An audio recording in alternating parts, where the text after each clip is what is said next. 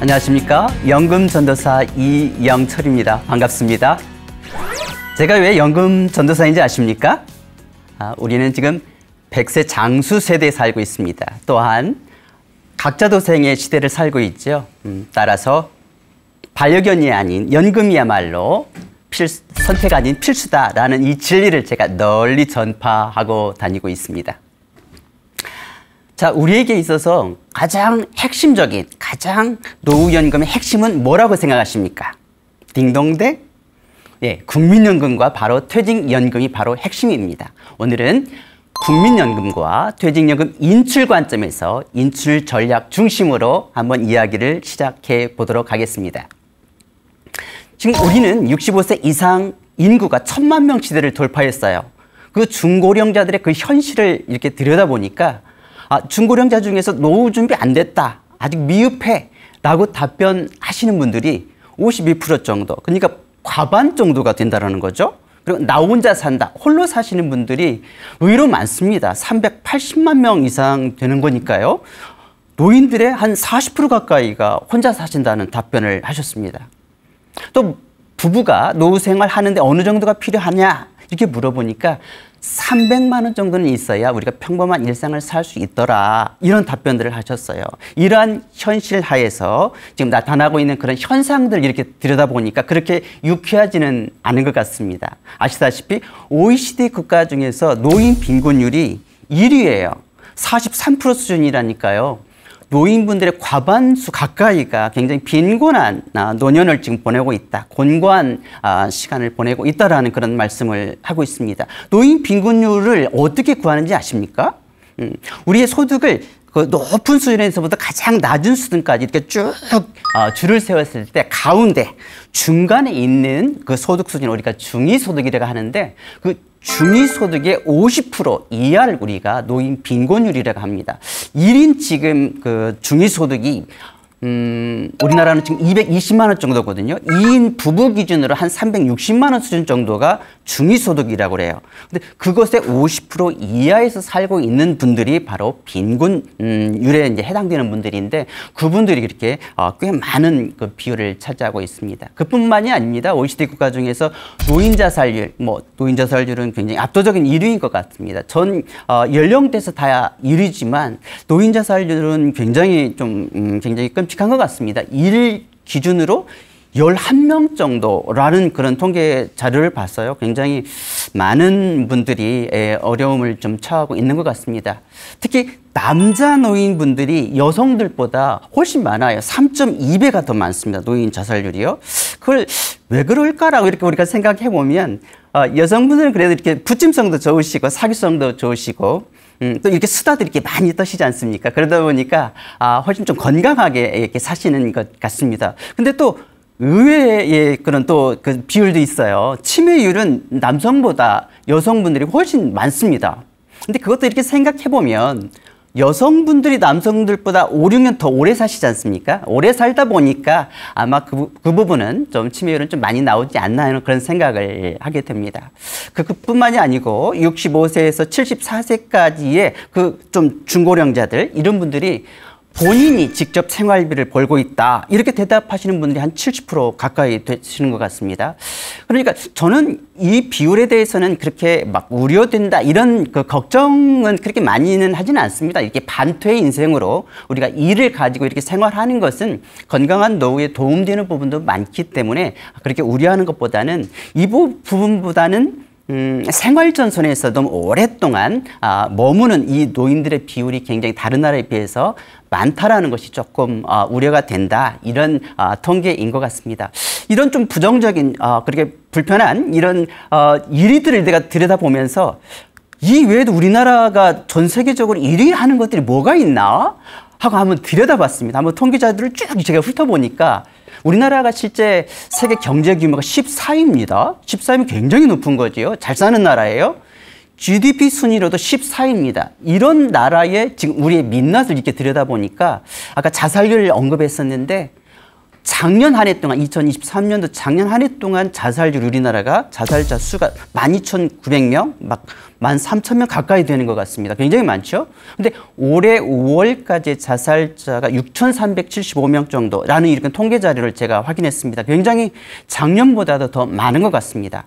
이게 어느 정도인가 우리나라가. 그래서 10년 평균 일일 자살자 수를 이렇게 또 보니까 35명입니다. 아까 노인분들이 11명씩이라고 그랬는데 전체적으로 우리나라 자살자 수가 한 35명 수준 정도로 일일 발생한다. 굉장히 저도 깜짝 놀랐습니다. 이게 이제 합계 출산율, 이거 0.72명 수준, 꼴찌지요. 뒤에서 1등입니다. 이 부분은요. 그 외에도 이혼율, 낙태율, 흡연율, 이런 것도 다 1위라고 나와 있습니다. 그다음 사교육비 지출액, 이것도 굉장히 1위라고 되어 있고요. 술 소비량도 의외로 또 1위라는 이런 통계 자료도 제가 확인했습니다. 왜 이럴까요, 도대체?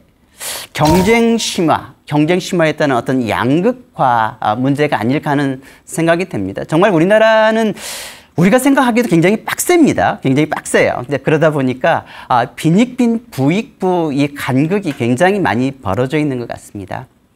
아까 말씀드렸지만 노인분들이 한 30-40% 수준 정도가 지금 독거노인 1인 가구라고 그랬는데요. 각자 도생의 그런 현실도 우리가 한번은 좀 직시할 필요가 있지 않나 하는 생각을 갖게 됩니다.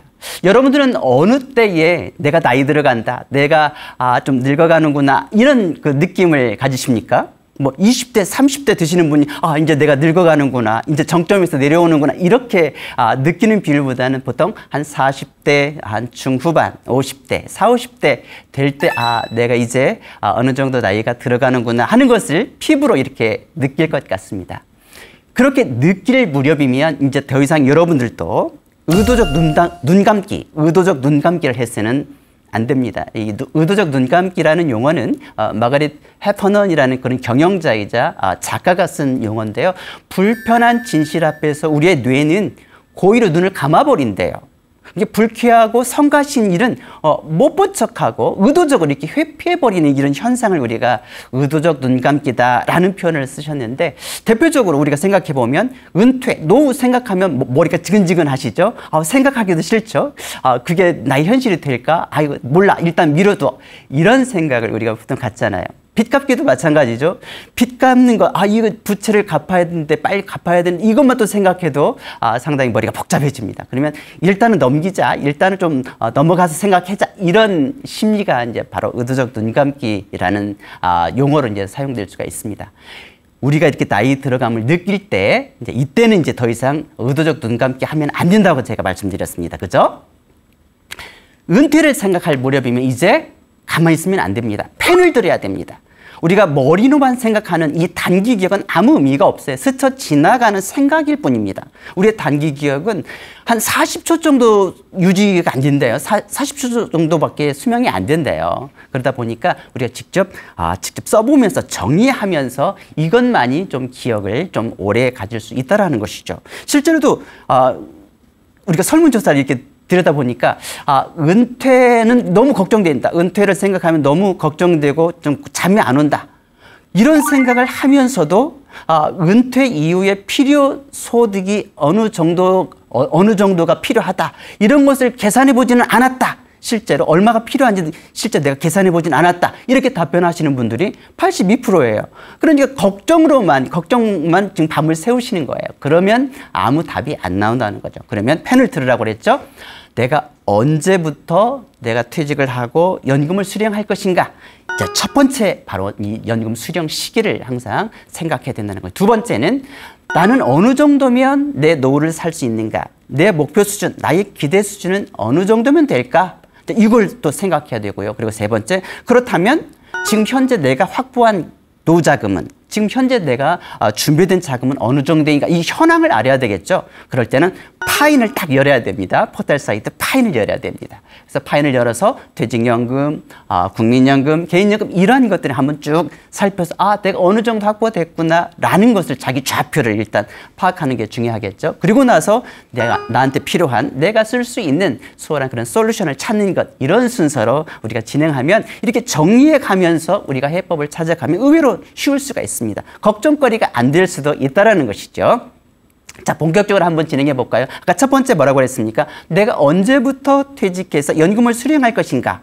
본격적으로 내가 연금 수령 시기를 한번 저희가 생각하는 거죠. 그 디데이는 바로 국민연금 수령기 정도가 가장 적당하다라고 얘기를 합니다. 국민연금 수령 우리가 만 65세 전후 무렵 정도에서 우리가 보통 국민연금을 수령하지요. 이제 이때 정도면 우리가 주된 일자리에서 대부분 다 퇴장해서 이제 반퇴 인생이 시작되는 시기지 않습니까? 또 이 시기에는 고된 일자리보다는 우리가 이게 반퇴 생활을 하면서 전기 고령기라고 하거든요. 75세 무렵까지 우리가 이제 은퇴를 하고 75세 전후 무렵까지를 우리가 전기 고령기다라고 이렇게 얘기를 하는데, 이 전기 고령기 약 10여 년 동안은 우리가 좀 황금기에 인생에서 이때는 좀 누리면서 우리가 소비도 하고 즐겁게 사는 시기란 말이에요.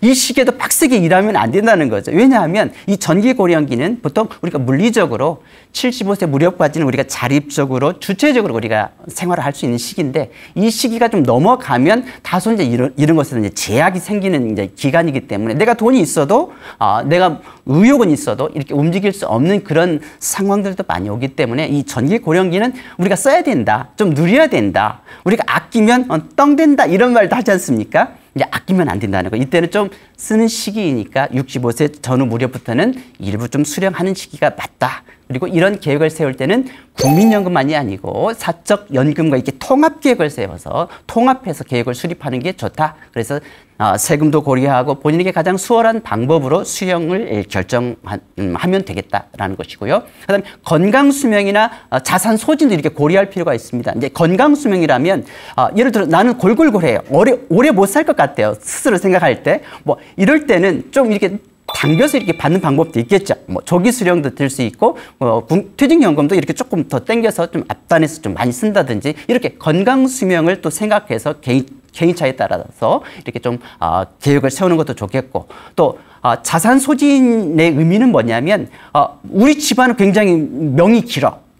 고래 심줄이기 때문에 기본적으로 100살을 산다. 뭐 이런 그 사람들 있을 거 아니겠어요? 이런 분들은 너무 일찍 시작하면 자산이 일찍 조기에 소진될 수 있기 때문에 좀 늦게 연기해서 받는다든지 아니면 종신으로 오래 받는 이런 전략으로 이런 걸 고려해서 연금 수령 계획은 세워야 된다라는 말이고요. 두 번째, 내가 언제 퇴직해서 수령을 할 것이다라는 생각을 자기가 했다면 어느 정도면 나는 그런 평범한 일상을 살 수 있을까라는 이제 연금 수령액이겠죠. 남들의 그런 연금 수령액이 아니고 나의 연금 수준, 나의 평범한 일상에 필요한 자금이 어느 정도일까, 필요 소득이 어느 정도일까, 이것을 따져보는 겁니다.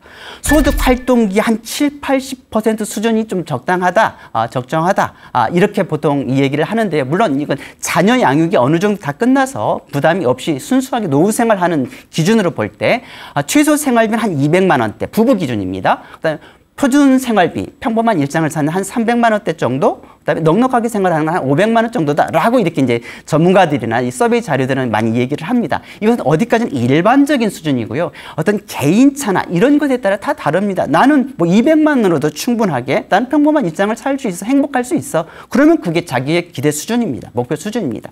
남의 수준보다는 나의 기대 수준을 한번 냉정하게 한번 자기가 뽑아보는 것이죠. 이 과정이 필요하다는 거죠. 참고로 2024년도 우리나라 중위소득 수준이 1인 가구 기준 앞에서도 얘기했지만 220만 원 수준이에요. 2인 부부 기준으로 볼 때 한 360만 원 수준이니까 이걸 참고해서 내가 살아가는데 노후를 살아가는데 어느 정도면 나는 충분하다, 부족하지 않다, 이런 걸 한번 가늠해 보시라는 것이죠. 여기까지 했으면 자기 현황을 살펴봐야 되겠죠. 내 연금 현황은 지금 어느 정도인가 한 번도 정리해 본 적이 없으니까 해보자는 것이죠. 어디를 들어가 보라고 그랬죠? 바로 연금 포탈 파인을 들어가라고 그랬습니다. 금융감독원의 종합 포탈 파인을 딱 쳐보시면 거기에 국민연금, 퇴직연금, 개인연금에 대한 모든 자료들이 쫙 나옵니다. 국민연금 공단 거기 사이트 들어가도 똑같습니다. 그래서 저 같은 경우 제 거를 지금 여기 제가 오픈해 놨는데요.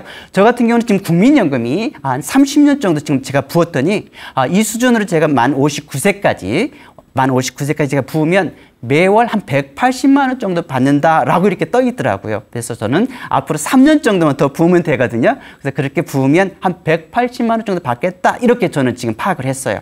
그 이후에도 저는 지금 생각은 한 64, 65세까지는 저는 열심히 활동을 할 거거든요. 그런 생각을 가지고 만 60세부터 한 63세 무렵까지 한 4년 정도는 의무계속으로 조금 더 부어야 되겠다. 내가 경제활동을 하고 있으니까 그 이후에 조금 더 받기 위해서 이렇게 하면 한 190에서 200만 원 수준 정도를 받을 수 있겠더라고요. 이제 이런 가늠을 해본 거고요. 퇴직연금은 제가 이제 퇴직하면서 IRP 계좌에 이제 2억을 받아놓은 게 있습니다. 2억 정도를 그대로 지금 터치하지 않고 만지지 않고 그대로 두었습니다. 자, 이것도 당장 사용하지 않고 국민연금을 수령하는 시기는 64세 이 무렵까지는 내가 계속 유지하면서 운영해야 되겠다. 이런 생각을 가지고 있어요. 그렇게 해서 한 10년 정도 바짝 내가 받으면 매월 한 160만 원 정도 이 정도 받을 수 있으니까 국민연금하고 퇴직연금 합치면 한 350만 원 이상은 받겠구나. 이런 제가 감을 가지고 있습니다. 저는 개인연금은 붙지는 않았습니다.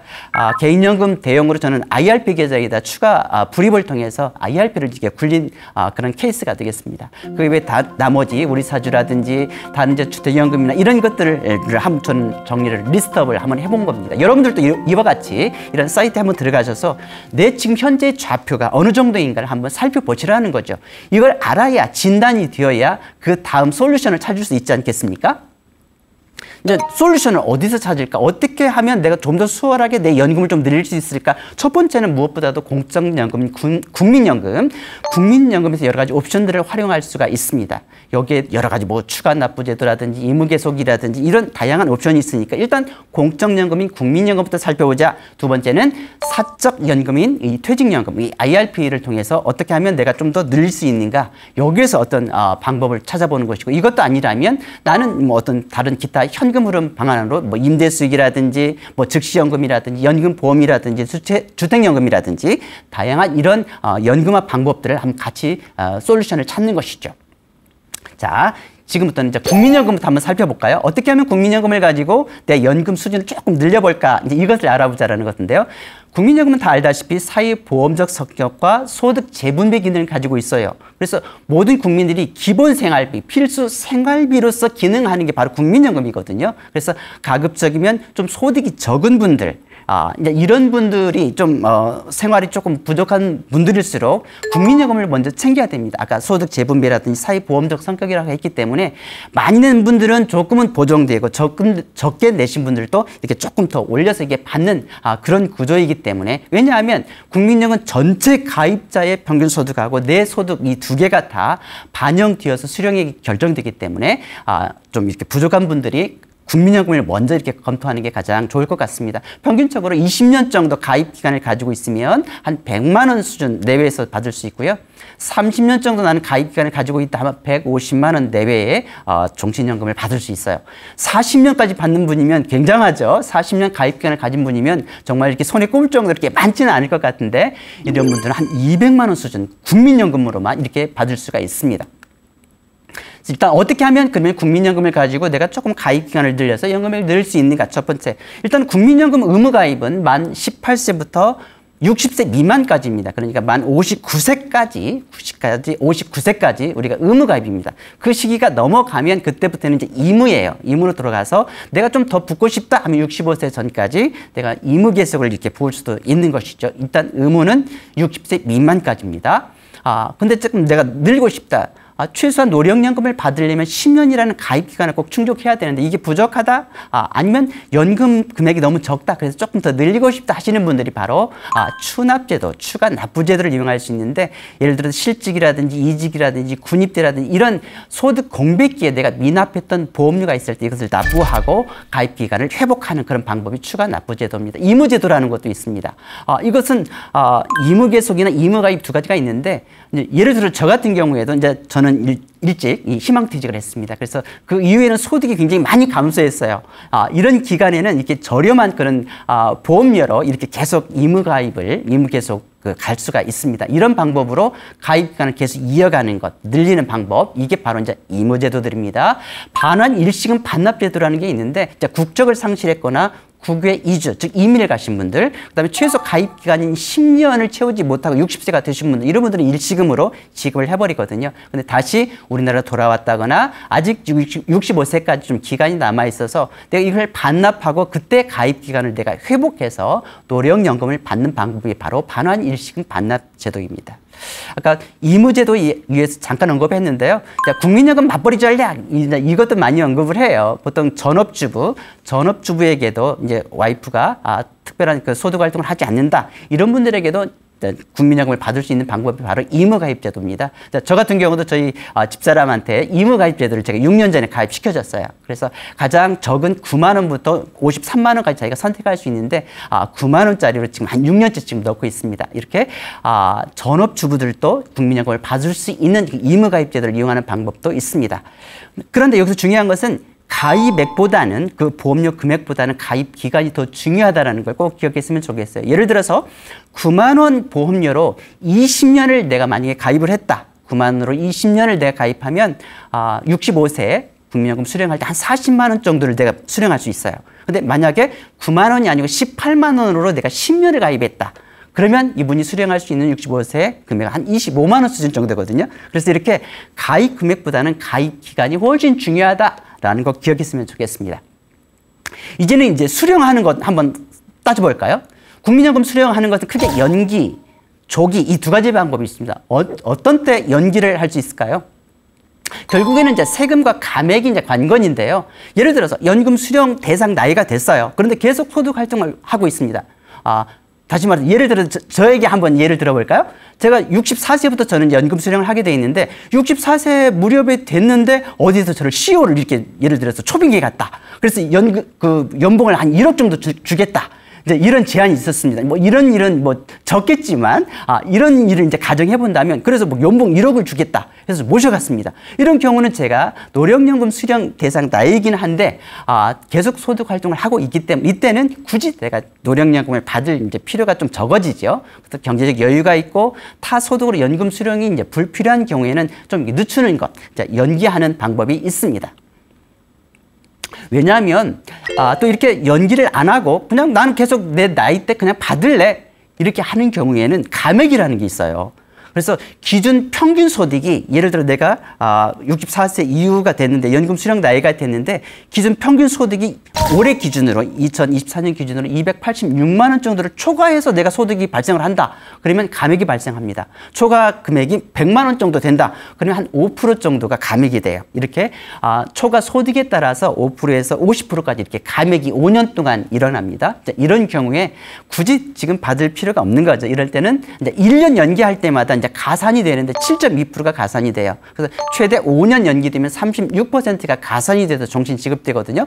저 같은 경우에도 5년을 만약에 이렇게 연기를 했다 그러면 69세까지 제가 이렇게 연기하면 36%가 이제 가산되는 것이죠. 근데 단순히 가산을 위해서 연기를 하는 것은 그렇게 추천하지는 않습니다.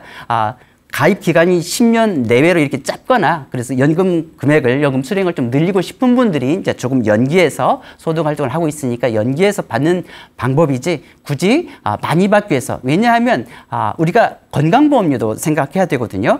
우리가 재산은 놓아두고 소득만 가지고도 우리가 2천만 원이 넘어간다. 다른 소득이 전혀 없는데 공적연금으로, 국민연금으로 내가 연간 2천만 원을 받는다 하면은 피부양제에서 박탈이 됩니다. 그러니까 월 167만 원이 넘어가면 피부양제에서 박탈이 되기 때문에 굳이 그 이상 이렇게 많이 받는 것이 대수는 아니다라는 것을 감안하시는 게 좋을 것 같습니다. 두 번째는 연기가 있으면 조기도 있겠죠. 당겨서 받는 그런 방법도 있을 텐데 이것은 이제 소득과 건강이 관건일 것 같아요. 저 같은 경우도 제가 아직은 수령할 나이가 아직 많이 남아있는데 희망퇴직을 했단 말이에요. 일찍 이렇게 조기퇴직을 하고 생활자금이 필요한데 생활자금이 좀 부족하다. 그다음에 또 보험료를 계속 납부하는 것은 부담된다. 이런 경우에는 내가 좀 이렇게 당겨서 받겠다. 내가 적게 받더라도 일단은 당겨서 내가 생활을 해야 되니까 받겠다. 이런 경우에 이제 조기 연금을 선택할 수가 있습니다. 그 대신 1년 앞당길 때마다 이제 감액이 돼요. 감액이 돼서 1년 당길 때마다 6% 최대 5년을 당길 수 있는데 저 같은 경우는 64세 받을 수 있는데 59세 이렇게 제가 당겨서 받을 수 있겠죠. 이런 경우는 최대 30% 정도가 감액이 돼서 지급이 된다. 그러나 국민연금보다는 이러한 경우에도 국민연금보다는 사적연금인 IRP나 개인연금 같은 이런 사적연금을 통해서 가계연금으로 활용하는 것이 좋다. 왜? 물가 상승률을 반영해서 종신 지급되는 국민연금이 가장 유리하기 때문에 끝까지 그걸 살려놓는 게 그때 적정한 대상 나이에 받는 게 가장 방법이다라는 말씀을 드리고 싶어요. 앞에서도 말씀드렸지만 국민연금 수령은 대상 연령에 받는 게 가장 바람직하다. 아까도 말씀드렸잖아요. 전기 고령기 약 10년, 15년 이 남짓은 정말 불화보인 라이프입니다. 이때는 자기 인생을 좀 멋지게 좀 사셔야 됩니다. 이때 아끼시면 안 돼요. 누리셔야 됩니다. 그다음 지출을 하고도 여유 자금이 있다면 재투자하시면 됩니다. 비상 예비자금으로도 축적해 놓으시고 그래서 재투자하는 요령들은 뒤에서 조금 더 제가 설명드릴 거예요. 또 가족들도 챙기시고 이렇게 의미 있게 사는 겁니다. 의미의 가치를 찾아서 구제도 하고 봉사활동도 하시고 기부도 하시고 무엇보다도 자기 개발에 아껴서는 안 됩니다. 60 이상이 넘어가면 65세 이상이라면 정말 뭐 이제 부르는 순서가 없지 않습니까? 예상할 수 없는 그런 상황들이 발생하기 때문에 여러 가지 사전 의료 의향서도 작성해 본다든지 뭐 장기 기증도 한다든지 상속 증여나 이런 여러 가지 사전 준비하는 기간이기도 하다. 이렇게 보람되게 보내는 것이 좋다. 국민연금 지금 제가 말씀드렸습니다. 두 번째는 퇴직연금 IRP에 대한 이야기를 하겠습니다. 1차적으로 우리가 이제 퇴직을 한다 하면 이제 대부분 퇴직연금은 IRP 계좌로 전부 다 통산이 됩니다. 통산 계좌의 특징이 바로 여러 가지 우리가 이 전직을 할 때마다 발생하는 퇴직금을 하나에다 다 모아놓는 계좌가 바로 통산 계좌예요. 이렇게 다 모아놓는다 해서 통산한다. 그래서 통산 계좌의 특징이 있고 또 세액 공개를 해준다라는 또 장점 특징이 있습니다. 손익을 통산해준다. 즉 수익이 난 것과 손실 난 것 이것을 통산해가지고 수익에 대해서 세금을 매긴다는 손익통산, 그다음에 과세 이연시킨다. 매년 바로바로 떼버리는 게 아니라 마지막 내가 수령하는 시점에서 후에 뗀다라는 그런 이야기고요. 그다음에 저율분리과세한다. 연금소득세는 5.5%에서 3.3% 굉장히 저렴하죠. 5.5에서 3.3%의 저율분리과세한다. 분리과세도 굉장히 큰 매력입니다. 즉 종합과세에 합산하지 않는다는 거예요. 그냥 원천징수를 한번 딱 종결을 하면 끝난다는 얘기입니다. 퇴직연금에서 즉 IRP에서 가장 중요한 건 뭐다? 중도 인출하지 않는 것이 가장 중요하다. 어떠한 경우에도 퇴직연금을 살려두는 것이 가장 현명하다라는 것을 말씀드리고 싶고요.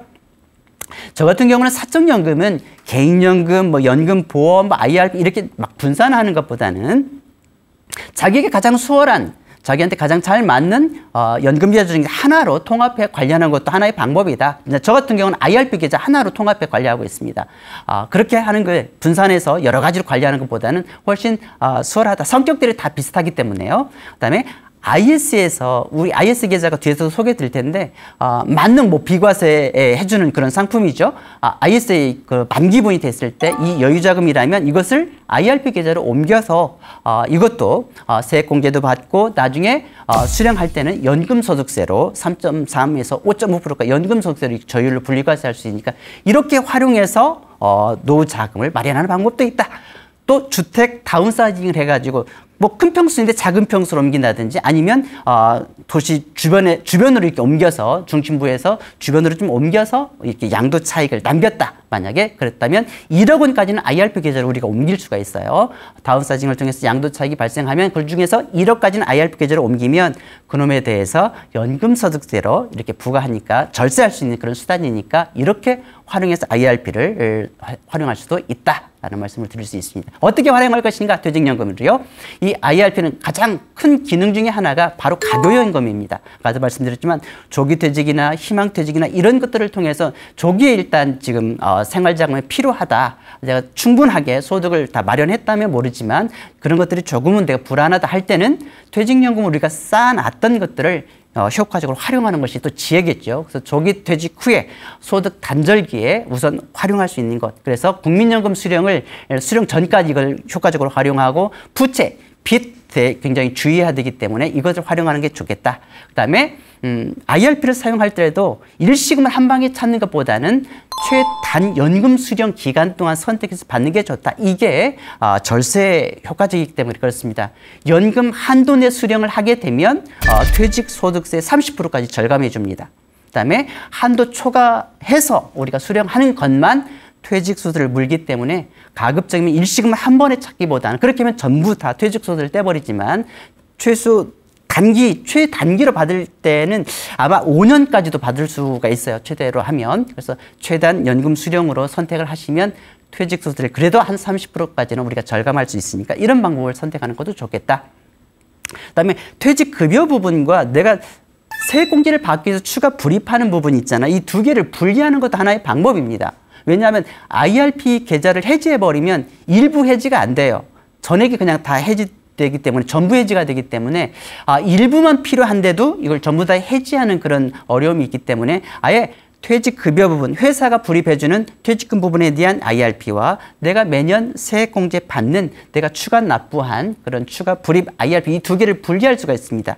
금융기관 하나당 한 IRP는 털 수가 있거든요. 계좌를요. 여러 곳에 털 수 있습니다. 그래서 회사가 불입해주는 목돈되는 그 퇴직급여 부분은 별도의 IRP, 그다음에 매년 내가 세액공제를 위해서 IRP 계좌에 불입하는 추가 불입금은 별도의 다른 IRP를 통해서 이렇게 관리하다가 목돈이 필요할 때는 회사가 불입해준 그 IRP를 해지해서 활용하시고 내가 추가 불입한 그런 세액공제용 IRP 계좌는 계속 불입하면서 유지하다가 조율 분리과세 혜택도 다 누리고 왜냐하면 이걸 중도에 해지해버리면 기타 소득세로 우리가 세액공제 받은 것보다 훨씬 더 많이 토해내야 되거든요. 16.5% 기타 소득세 물어야 되니까 그럴 필요 없이 일단 큰 금액은 일단 퇴직급여 부분에서 활용하고 내가 추가 불입한 금액들은 유지하면서 그 IRP에서는 나중에 연금으로 수령하는 그런 방법을 선택하는 것도 하나의 팁이다라는 말씀을 드리고 싶어요.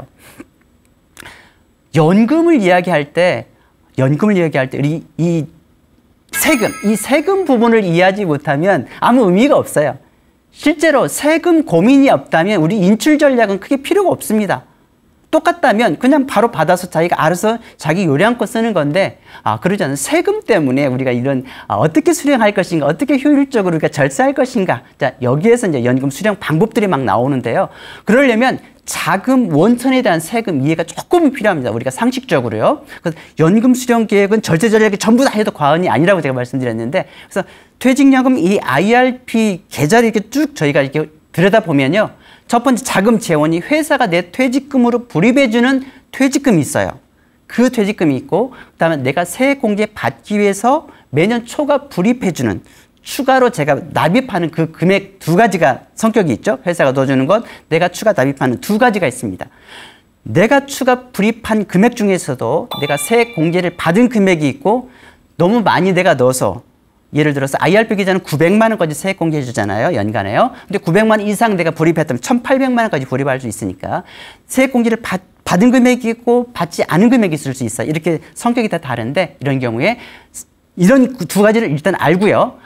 그중에서 세액공제를 내가 받지 않았다. 추가 불입했는데 세액공제를 받지 않은 금액이 있으면 이 금액은 세금을 안 뗍니다. 언제든지 그냥 제가 출금해도 과세는 되지 않습니다. 언제든 이게 가장 먼저 떨어져 나가고요. 이게 다 지급이 되고 나면 이제 퇴직소득, 회사가 납입해줬던 이 퇴직소득이 이제 연금으로 지급되기 시작하는데 이 퇴직소득 부분에 대해서는 처음 연금을 수령하기 시작해가지고 10년 차까지는 퇴직소득세 30%를 절감할 수 있어요. 70%만 세금을 뗀다는 얘기죠. 30%를 절세해 주고요. 11년 차부터는 이제 40%까지 절세를 할 수가 있습니다. 할인해 줍니다. 이렇게 다 나가고 난 다음에 이제 남아있는 자금은 뭐가 있겠습니까? 내가 세액공제 받은 금액, 그 다음에 이 계좌에서 내가 운영하면서 발생한 수익이 있을 겁니다. 그래서 세액공제 받은 금액과 이 계좌에서 발생한 수익, 이것이 이제 연금소득세 때 가는 바로 이제 재원이 되겠습니다. 바로 이 자금에서 55세부터 70세까지는 5.5%를 뗀다는 의미고요. 나이로 이제 여기는 정해집니다. 70세부터 80세까지는 4.4%, 80세 이상은 3.3%의 이런 연금소득세가 떨어져 나간다는 얘기입니다. 이런 프로세스를 우리가 좀 알면 훨씬 수월할 것 같습니다. 이렇게 사적연금은 특징이 종합과세 되지 않습니다. 걱정할 필요가 없어요. 그래서 당연히 건강보험료에도 산정되지 않기 때문에 무관하다. 그래서 IRP 계좌를 좀 유용하게 활용할 필요가 있어요. 국민연금만 이렇게 많이 늘리는 것보다는 이 사적연금을 통해서 할 때 또 이런 장점들이 있습니다. 퇴직소득세가 얼마나 떨어져 나갈까 궁금해하시는 분들이 있는 것 같아요. 작년 2023년 기준으로 볼 때 예를 들어서 내가 25년 정도 내 근무를 하고 2억 원 정도를 내가 퇴직금으로 발생을 했다. 이런 경우에 실효성이 한 4.37% 정도, 870만 원 정도가 발생을 합니다. 20년 정도 내가 근속을 했는데, 근무를 했는데 그때 한 2억 정도가 발생을 했다, 퇴직금이. 그러면 세금이 한 1,000만 원 정도 나오거든요. 여기에서 내가 10년 동안 받는다면 30%를 할인해 준다는 것이고요. 11년 차부터는 40% 할인해 준다. 이걸 참고하면 될 것 같습니다. 연금 개시 요건과 한도가 있는데요. 보통 납입기간 5년, 그리고 만 55세 이상부터 우리가 연금을 수령할 수가 있는데, 연금 수령 한도 내에서 할 때 절세 혜택이 주어진다고 그랬지 않습니까? 그래서 연금 수령 한도액 계산은 식이 저 나와 있는 대로 11 마이너스 분모는 그렇습니다. 11 마이너스 연금 수령 연차, 1년 차면 2를 빼주는 거고요. 그러면 최소한 10년 이상 받아야 되겠죠. 그런데 2013년 3월 1일 전에 가입한 사람이다.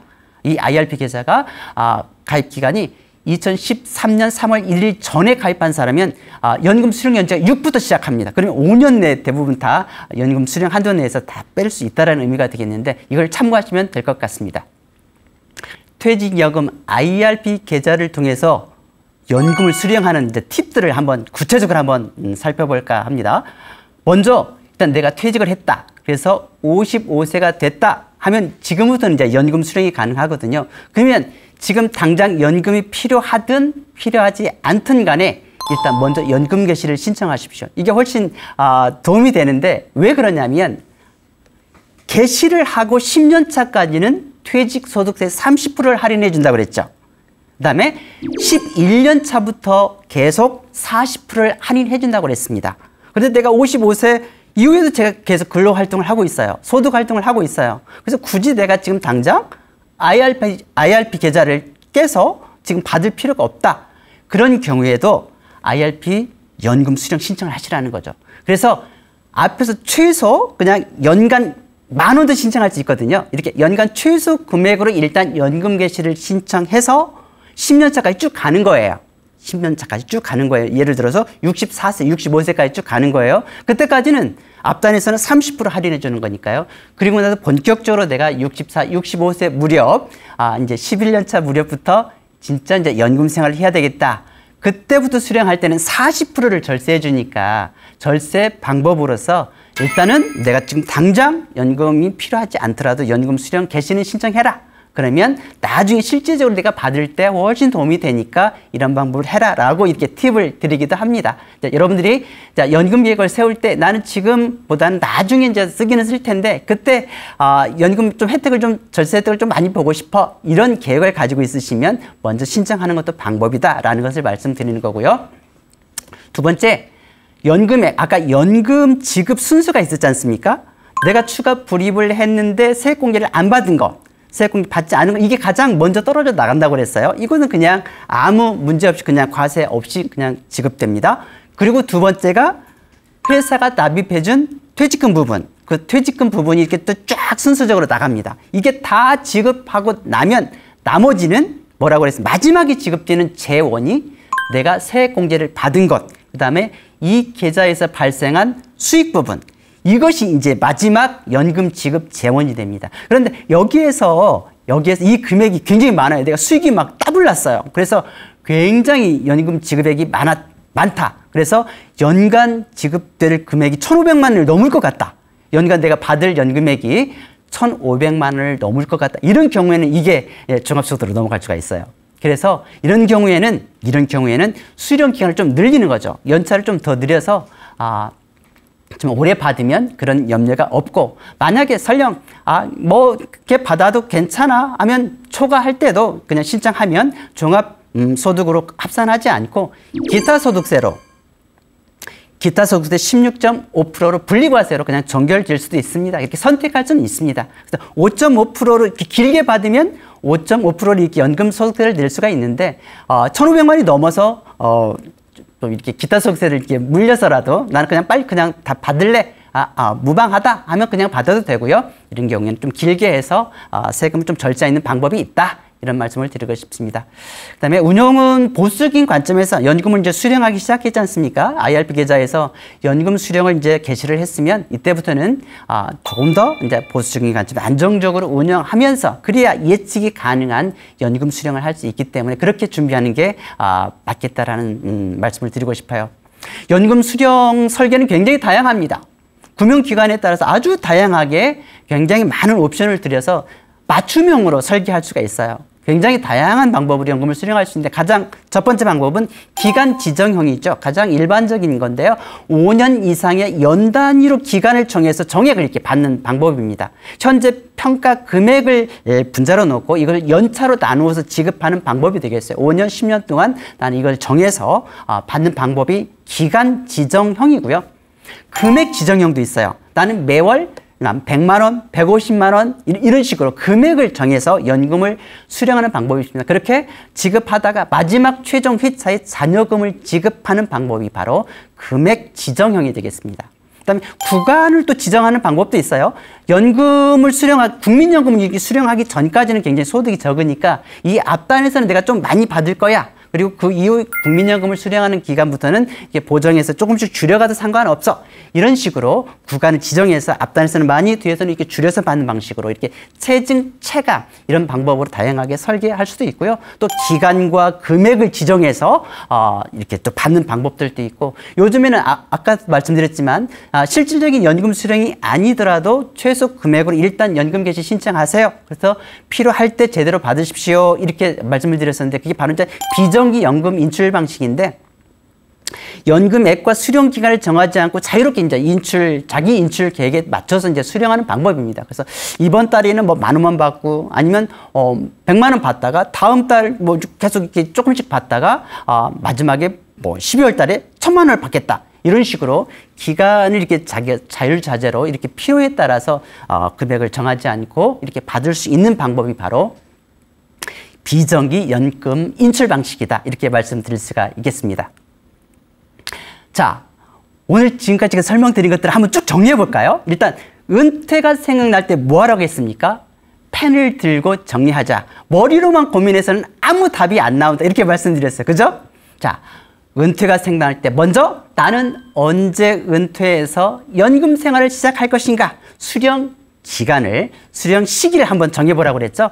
두 번째는 나는 어느 정도의 금액으로 살 수 있을까? 나는 어느 정도로 준비하면 기대 수익을, 기대 필요 소득을 어느 정도로 가져가면 나는 평범한 일상을 살 수 있을까? 자, 이거 어느 정도 나의 목표 수준을 정해본다라는 것.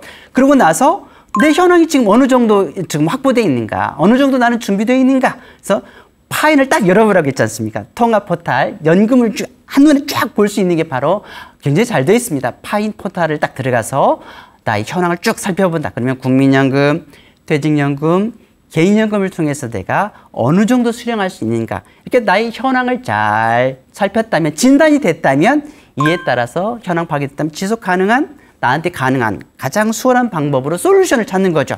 그래서 그때 솔루션 찾을 때 가장 먼저 뭘 봐라? 국민연금과 퇴직연금부터 살펴봐라.